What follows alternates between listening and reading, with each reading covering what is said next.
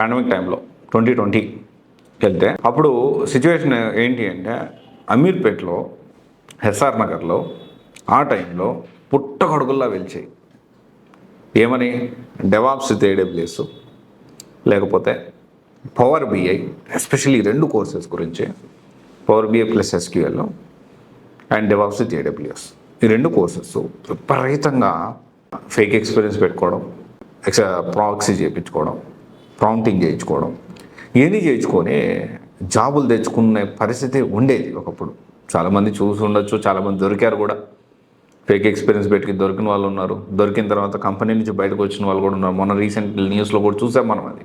అయితే proxy prompting work out అవుతున్నాయేమో మరి ఇంకొకటో కానీ చాలా ఎక్కువ ఇన్స్టిట్యూట్లో విపరీతంగా DevOps with AWS, power BI plus SQL విపరీతంగా పుట్టగొడుగులా వెలిసిపోయాయి ఇన్స్టిట్యూట్స్.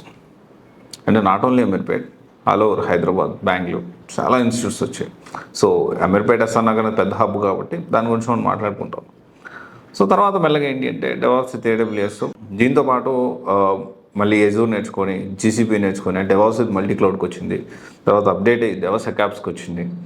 ఆ తర్వాత పవర్ బిఐ ఎస్క్యూఎల్ కూడా, సో పవర్ బిఐ అయితే ఎంఎస్బిఐ అని, తర్వాత పవర్ యాప్స్ అని ఇలా అప్డేట్ అవుతూ వచ్చింది. ఇప్పుడు పవర్ బిఐ నేర్చుకుని దాంతోపాటు డేటా అనలిటిక్స్ అది నేర్చుకుంటే కాల్స్ వచ్చే పరిస్థితి, దాంతోపాటు డేటా సైన్స్ ఇలా అది అప్గ్రేడ్ అవుతూ వచ్చింది.